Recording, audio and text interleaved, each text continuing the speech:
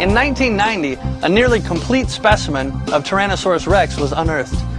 Scientists from Montana State University found that these bones were not totally fossilized. Sections of the bone were like fresh bone and contain what seems to be blood cells and hemoglobin.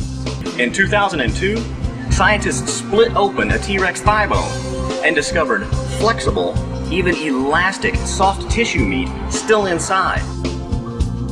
Microscopic examination revealed fine, delicate blood vessels with what appear to be intact red blood cells and other type of cells, like osteocytes, which are bone-forming cells. The mummified carcass of a duck-billed hadrosaur named Leonardo also turned up in Montana.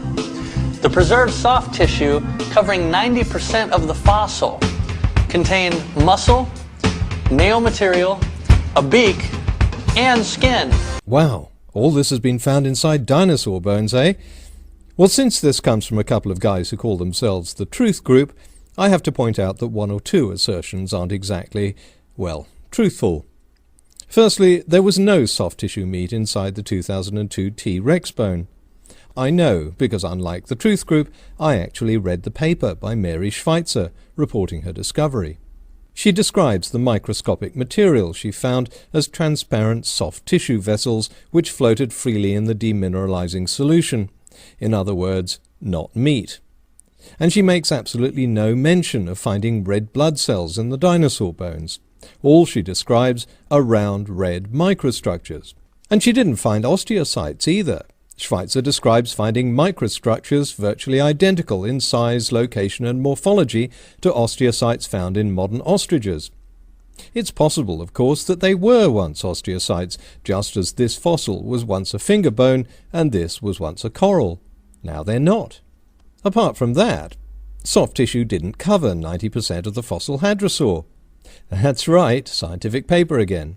Whatever website the Truth Group copied this from got confused because 90% of the hadrosaur's body is described in the paper as being covered in fossilized skin.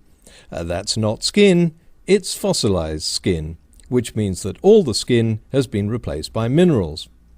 And according to the same paper, no muscle, no nail material, and no beak. All of this organic material has been fossilized. Apart from that, and no hemoglobin was found in the 1990 fossil.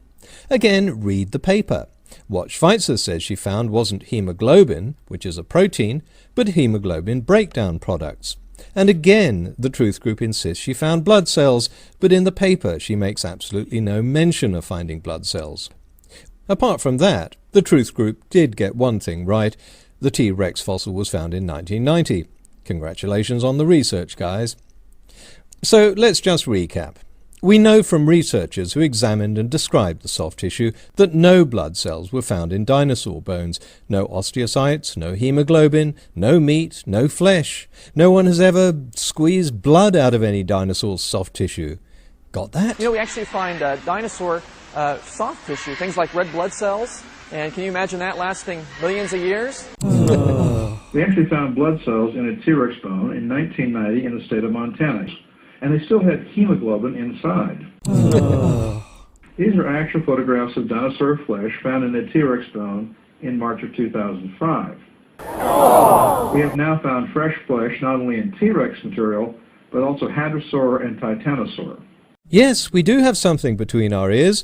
We have eyes, so we can look at scientific papers, and we have a brain, which can read what they say. Grady, you're obviously able to look at the pictures from these scientific papers, but for some reason you can't read the captions. What have you got between your ears? Common sense would say that if these bones really were tens of millions of years old, then the blood cells and the hemoglobin would have totally disintegrated by now. But as we now know, there were no blood cells and no hemoglobin. They had disintegrated. Common sense doesn't tell us to what extent they should have disintegrated over what period of time. Only observation can do that.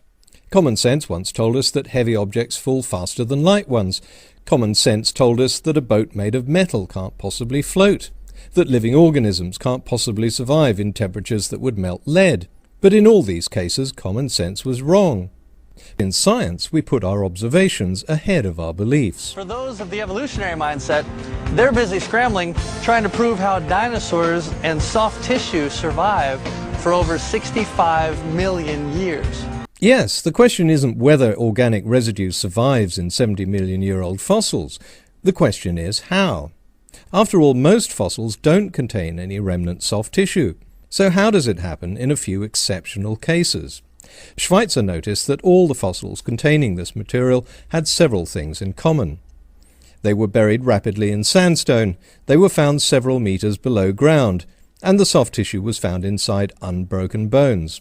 Rapid burial meant that the soft tissue didn't have time to decompose on the surface. Being buried deeply up to the point they were found meant they were protected from water.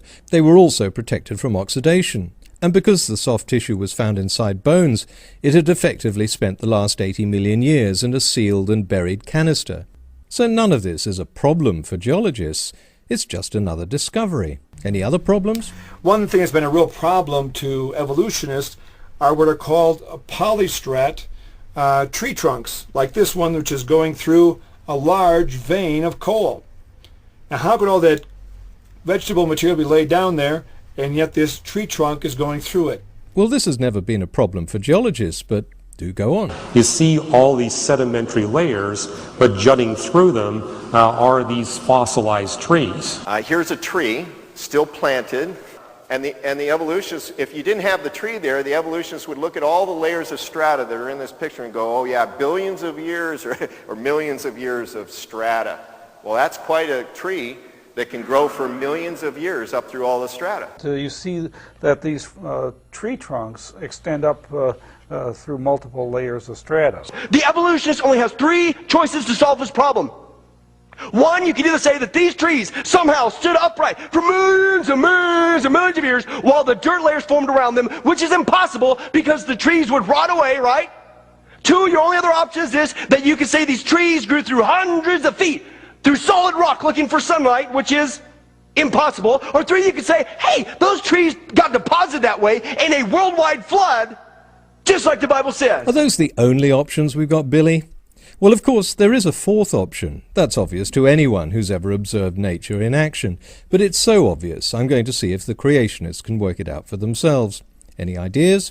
And when these disasters hit, what it does is it causes things like trees to be blasted through several sedimentary layers. No, you're just weird. They're called poly, meaning many strata fossils. They're all over the earth, folks. Consider how quickly this tree trunk in Germany was where it was found. Must have been buried. Aha, now you've got it. The best explanation is that this was all laid down rapidly. Pendleton's got it too.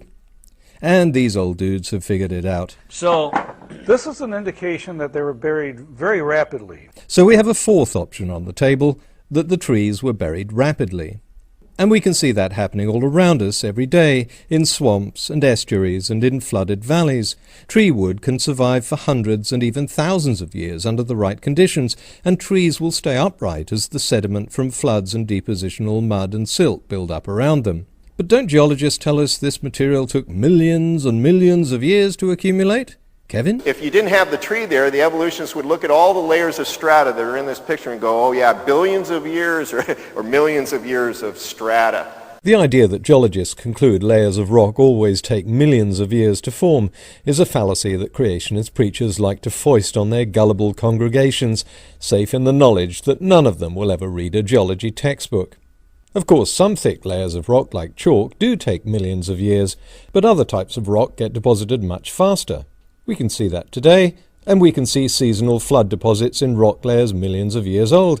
By counting the layers, we can see that these were created in just a few hundred years, easily burying upright trees. As I mentioned, these polystrat tree trunks are a problem to evolution. They have no answer for this, folks. To say this is a problem for geologists is laughable, not just because geologists know the answer, but because they've known it for a century and a half. In this book, published in 1868, J.W. Dawson explains exactly how polystrat trees were formed by the swamp deposits being built up around them. That explanation hasn't changed in 140 years. Dawson even has an illustration of one of these polystrat trees in his book. Hang on, Where have we seen this picture before? Here's an upright tree, a petrified tree. This guy was working in the mine and he came across a tree going through several layers of rock. Oh, the irony. Here's Billy Crone telling us there's no geological explanation for these mysterious fossil trees while holding up a picture from a 140-year-old geology textbook that tells us exactly how they were formed. We saw this phenomenon with the dinosaur blood. Instead of looking at the pictures, Billy, you should have been reading the story.